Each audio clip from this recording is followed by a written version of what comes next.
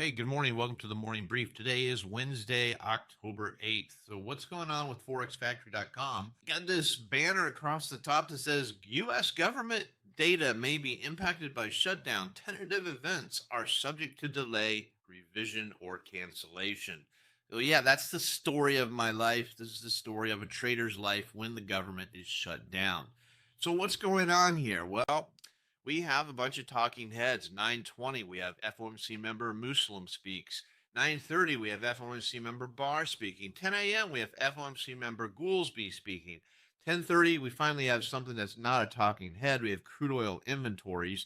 And then we have the 10-year bond auction. All of these are yellow items, including 115, another talking head, FOMC member Logan speaking. But then we have a red item. A red item. Finally, some newsworthy thing. At 2 p.m., the FOMC meeting minutes. So, if this sheds light on the future of the Fed, the dot plot, the state of the economy, anything that hasn't previously been disclosed, the market can react in a big way. So, be aware. 2 p.m., be careful. 3:15, we have another talking head at FOMC member Cash Carey speaking.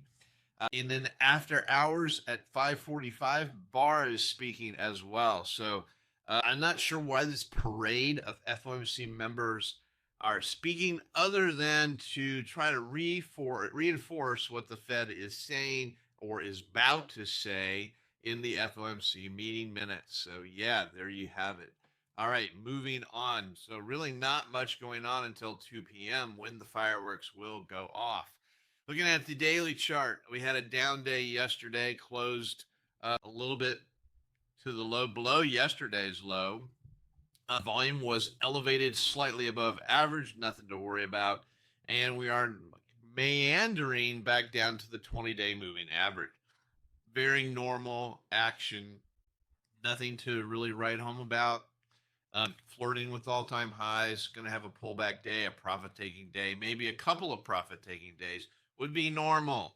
So nothing to worry about here other than we've been in an uptrend forever and we really, really, really need a pullback just to give the market some market structure. That being said, moving on, looking at the down day, big negative delta. All those are normal for a down day. However, you can see that from about 10 a.m. on, they did recover some later in the day, but this is sort of ugly, and it felt ugly. It felt like maybe we were starting to see some aggressive selling. Obviously, it didn't last all day. There was some reversal, buyers stepping in, coming back in, but weren't as aggressive as I'd expected. So maybe we're seeing the first chink in the armor of this market. We'll have to wait and see, but all correlated, so all good. Overnight action, approximately 18 points. 18 points is below average. So we've had 2 days in a row where overnight action was below average. It's like, again, it's part of this topping out process that we're kind of going through. Yeah, is what it is. So where do we have support and resistance? On the top side, we've got some resistance, 67.80. I'm going to split this one and say 67.96. 6,800, of course, the round number, 68.20 up high. Support, decent support, right around 67.57.